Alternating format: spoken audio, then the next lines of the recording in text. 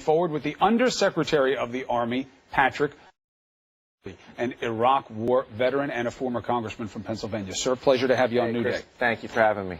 So how does it look on the ground? Do you believe that there is progress?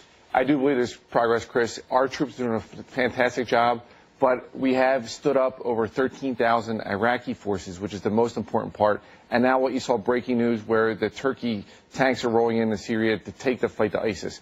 So having other countries and most importantly, the Iraqi people stand up to punish ISIS is the greatest progress that we've seen to date. Mosul.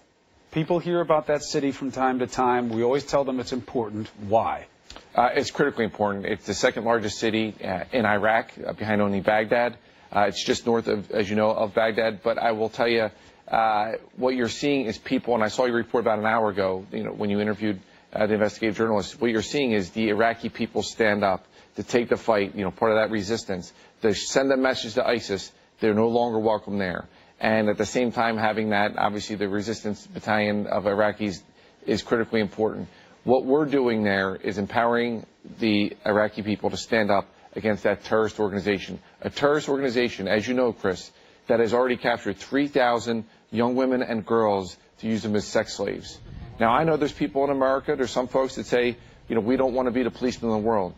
But as a country, as a nation like the United States of America, to see that, we just can't look the other way, especially if there's no one else walking the beat. There's other countries now, like Turkey, that are walking the beat with America and with the Iraqi people. The U.S. Army is a volunteer army. Good men and women like yourself put their lives on the line to defend freedom. It is not as common as it once was generationally. I think you have about 1% of the population now that's involved. Actually, less than 1%, but yeah. So how big a concern is this, and what are you doing to address recruitment? We are opening up our ranks to everybody like we always have, including transgender, including women. I wouldn't have been a U.S. congressman at the age of 33 if it wasn't for the Army, or a professor at West Point before that. And I joined at 19. And when I joined, Chris, I remember, someone said to me, well, Patrick, you're in a dean's list in college. You're the captain of the collegiate hockey team. Why would you join? You don't have to, as if it was for someone else. A lot of millennials right now, and we're in the talent management business. We bring in over 100,000 Americans a year. About 100,000 leave. We have about 1 million soldiers in the total force, meaning active duty, National Guard, and reserves. Millennials want to be part of an organization that's bigger than themselves. A lot of millennials are actually joining our military. Our recruitment's actually good right now. You know why, though, Chris? Because they know the United States Army, which is America's varsity team, does what's necessary. Whether it's the governor of a state or the president of the United States, when they call 911, they're calling our Army. And it's for home games and away games. As you know, in Louisiana, we lost 13 Americans to the flooding there. We have over 1,300 troops, Louisiana National Guard members. They're on the ground helping people. That's what we do.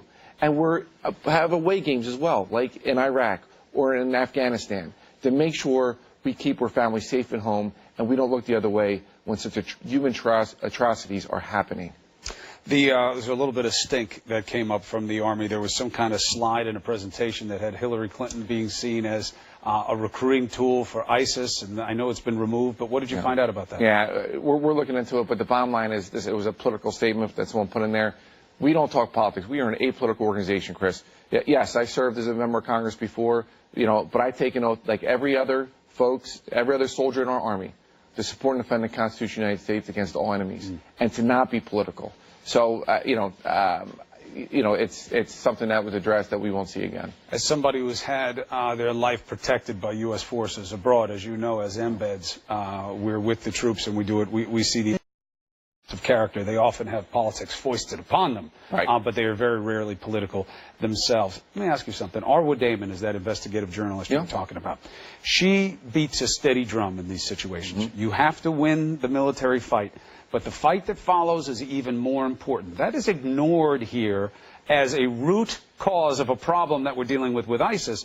How big a deal is the aftermath? So they take over Mosul, but now what? The humanitarian, the political struggle, how big is that? Right, and that's what you're seeing, and that's why, as from my perspective, Secretary of Defense Ash Carter, Secretary of State John Kerry working side by side, because you're right, Chris, it's not just about the military power, it's about the economic and diplomatic power and force that we need to use.